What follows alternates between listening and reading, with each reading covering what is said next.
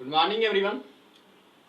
आज जो अगला टॉपिक है हमारा इकोनॉमिक्स थर्ड चैप्टर जो उपभोक्ता संतुलन है, घटती सीमाओं द्रव्यता की नियम की शर्तें। इससे पहले वीडियो में जो हम लोगों ने जाना था घटती सीमाओं द्रव्यता का नियम, जिसे हम जो एक गोसेन का प्रथम नियम भी कहते हैं। और इसमें जो हम लोगों ने जाना था घटती सीमाओं द्रव्यता नियम में जिस प्रकार जो हमारा स्टॉक बढ़ता जाता है, किसी भी वस्तु का जो स्टॉक हमारा बढ़ता जाता है, तो एक सीमा के पश्चात जो है एक ऐसी सीमा आती है हमारे उपभोक्ता में या किसी वस्तु की उपयोगिता में कि वहां से जो है हमारा सीमा द्रव्यता घटना शुरू हो जाता है। या हम ये कहें जिस प्रकार जो हमारा लगातार जो वृद्धि होता है, हमारा जो उपभोग किसी वस्तु के लगातार इकाई में अधिक से अधिक जो हम वस्तु का उपभोग करने लगते हैं, तो जो है वहां पर जो सीमा द्रव्यता उसी अनुसार उसी वृद्धि के अनुसार जो है घटने लगता है। उसी अतिरिक्त जो वृद्धि है उसी के अनुसार जो हमारा सीमा द्रव्यता है वो घटने लगता है। ये था हमारा घटती सीमांत की उपयोगिता। जिस प्रकार हम किसी वस्तु के स्टॉक को बढ़ाते हैं तो एक सीमा के पश्चात जो है वस्तु की सीमांत उपयोगिता धीरे धीरे घटने लगती है, सीमांत उपयोगिता में धीरे धीरे ह्रास होने लगता है, उसमें कमी आने लगती है। तो उसी की कुछ शर्तें हैं। वैसे तो घटती जो सीमांत उपयोगिता का नियम है ये सार्वभौमिक नियम है। हमारी किसी भी वस्तु की उपयोगिता है, हमारी किसी भी वस्तु की उपयोगिता पर जो ये नियम लागू होता है। और जो है ये इसीलिए जो ये सार्वभौमिक नियम कहलाता है। उपभोक्ता की जो उपभोग की जो उपयोगिता है उसका ये सार्वभौमिक नियम कहलाता है, या संतुष्टि का जो ये सार्वभौमिक नियम कहलाता है, आधारभूत नियम कहलाता है। लेकिन इसकी जो है कुछ शर्तें हैं जिसके शर्त पर जो है इस नियम को लागू किया जाता है। इस शर्त के बिना जो ये नियम लागू नहीं होता है। सबसे पहला जो वो है निरंतरण क्रम।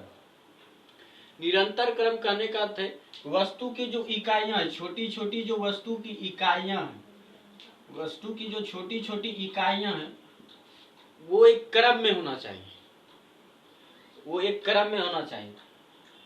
क्रम निरंतरण क्रम कहने का अर्थ है वहां पर जो इसके वस्तु का क्रम कहने का अर्थ है, मान लीजिए हमने एक वस्तु का, मान लीजिए हमारे पास किसी वस्तु का स्टॉक है, किसी वस्तु का हमारे पास स्टॉक है, उसको हमने आज कुछ उस वस्तु के जो कुछ इकाई का उपभोग जो हमने आज कर लिया। अब इस वस्तु का जो अगला स्टॉक है हम कब करेंगे ये हमें पता नहीं। मान लीजिए हम इससे 10 दिन बाद फिर दूसरी वस्तु की दूसरी इकाई का जो हमने उपभोग किया आज से 10 दिन बाद किया, फिर जो हम तीसरी इकाई का जो इसी वस्तु का जो हम तीसरी इकाई का उपभोग करेंगे, मान लीजिए हमने वो 20 दिन बाद किया, मान लीजिए हम 20 दिन बाद नहीं करके फिर हमने 30 दिन बाद किया, तो यहाँ पर जो इसमें समय अंतराल नहीं है। यहाँ पर हमने 10 दिन का जो 10 दिन का अंतराल है, लेकिन यहाँ पर जो है 20 दिन का अंतराल हो।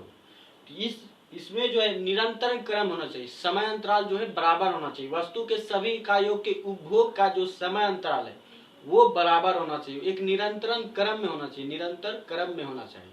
ये था पहला शर्त है। दूसरा शर्त है पर्याप्त आकार होना चाहिए।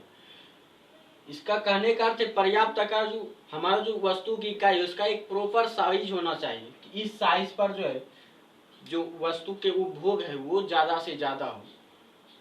इकाई का कहने का अर्थ है जो इसकी जो पर्याप्त जो आकार, इसका कहने का अर्थ है इसकी जो शक्ति है, इसकी जो उपभोग जो शक्ति, उपयोगिता जो शक्ति है वो जो है एक आकार के रूप में होना चाहिए। वो एक पर्याप्त आकार हो इसके पास।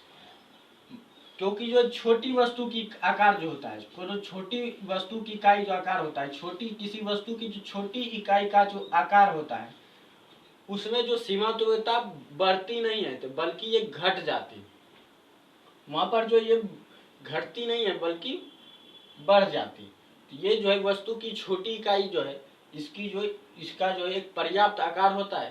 तो यदि इसमें पर्याप्त आकार हो वस्तु की छोटी छोटी इकाइयों में, तब जो ये नियम लागू होता है, घटती सीमांत उपयोगिता का नियम, यह गोसेन का प्रथम नियम। तीसरा है एक समान या समरूप होना चाहिए। वस्तु की जो सभी इकाइयां हैं वो एक समान और समरूप होना चाहिए, एक ही आकार में होना चाहिए, मतलब एक एक बराबर में होना चाहिए। मान लीजिए हमने इस वस्तु का जो आज जो थोड़ा जितना जितना इस वस्तु का आज हमने जितना उपभोग किया या जितनी हमने उपयोगिता प्राप्त की इस वस्तु का, तो अगले समय हम जब भी इसका उपभोग करेंगे या इसकी उपयोगिता को हम ग्रहण करेंगे तो इसका जो इसके समरूप होना चाहिए, इसके अनुपात में इसके समरूप जो है, एक उपयोगिता एक अनुपात में होना चाहिए, इसके समरूप होना चाहिए। हमने जितना आज किया, अगले जो समय जो हम इसका यूज करेंगे उतना समय भी हम एक ही अनुपात में या उतना ही यूज करेंगे, तब जो है ये नियम सम घटती सीमांत उपयोगिता का नियम लागू होता है। चौथा, स्थानापन्नों का मूल्य स्थिर होता है। स्थानापन्नों कहने का अर्थ है इसकी छोटी, किसी भी वस्तु की जो छोटी छोटी टुकड़े होते हैं, जो छोटी छोटी इकाइयों, उसका मूल्य स्थिर होना चाहिए, उसका कीमत जो है स्थिर होना चाहिए। किसी भी जो है वस्तु की छोटी छोटी इकाई जो है उसका मूल्य स्थिर होना चाहिए, उसका जो है मूल्य या कीमत जिसे हम बोलते हैं वो स्थिर होना चाहिए। उसके बाद 5वां नंबर क्वेश्चन है, आय एवं उपभोग प्रवृत्ति स्थिर होना चाहिए। मान लीजिए हमने कोई मजदूरी की, हमारा जो आय है वो हर रोज का जो आय है, या हमें वस्तु से जो आय प्राप्त हो रही है, या वस्तु के उपभोग से जो हमें आय प्राप्त हो रही है, या वस्तु के उपभोग के लिए जो हमें आय प्राप्त हो रही है, वो जो है स्थिर होना चाहिए। और उपभोग करने की प्रवृत्ति मतलब उपभोग करने का जो गुण है हमारा किसी वस्तु के प्रति या किसी वस्तु की इकाई के प्रति, वो हमारा स्थिर होना चाहिए। उसके बाद है हमारा फैशन, हमारा रुचि या हमारी जो इच्छा है या हमारा जो स्वभाव है उसमें कोई परिवर्तन नहीं होना चाहिए। परिवर्तन, स्वभाव में परिवर्तन करने का अर्थ है कि हमारा जो आवश्यकता है, मान लीजिए हमारी इच्छा अनुसार आज जो इस वस्तु की आवश्यकता है, लेकिन थोड़े समय बाद हमारी वस्तु की, इसी वस्तु के जो दूसरे भाग की उपभोग करने की बात आएगी, हमारी जो स्वभाव है वो बदल जाएगा, वो परिवर्तन आ जाएगा इस वस्तु के प्रति, हमारा ये हम इस वस्तु का उपभोग नहीं करेंगे, हमारा स्वभाव में परिवर्तन हो जाएगा।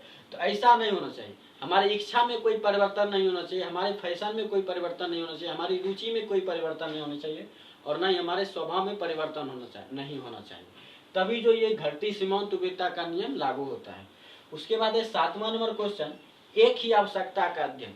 हम जो है घटती सीमांत उपयोगिता के आधार पर जो है हम एक ही आवश्यकता, किसी विशेष समय पर जो है हम एक ही आवश्यकता का अध्ययन कर सकते हैं। मान लीजिए हमें कहीं सामूहिक आवश्यकता है, मतलब मान लीजिए एक समूह या समाज के स्तर पर हमारी कोई आवश्यकता है, मतलब एक वस्तु है जो हमारी सिर्फ आवश्यकता नहीं है, एक समूह की भी उस वस्तु की आवश्यकता है, तो वहां पर जो घटती सीमांत उपयोगिता नियम लागू नहीं होता है, क्योंकि जो वहां पर जो सबका जो सीमांत उपयोगिता प्राप्त होगा उसका अलग अलग होगा, क्योंकि सभी की उपयोगिता शक्ति जो है, किसी की इच्छा जो होती है, किसी की उपयोगिता जो शक्ति वो अलग अलग होती है, किसी भी संतुष्टि करने की जो क्षमता होती है वो सबकी अलग अलग होती है। इसीलिए जो वहां पर जो है हम सामूहिक अध्ययन करने के लिए, सामूहिक जो आवश्यकता का अध्ययन करने के लिए घटती सीमांत उपयोगिता का नियम लागू नहीं कर सकते। ये जो विशेष किसी विशेष समय पर जो एक ही आवश्यकता अध्ययन के लिए लागू होता है। तो ये था कुल जो है घटती सीमांत नियम उपयोगिता की जो है गोसेन का प्रथम नियम का कुल 7 शर्तें हैं। इन्हीं 7 शर्तों के अनुसार जो है ये घटती सीमांत उपयोगिता का नियम या गोसेन का जो प्रथम नियम है वो लागू होता है।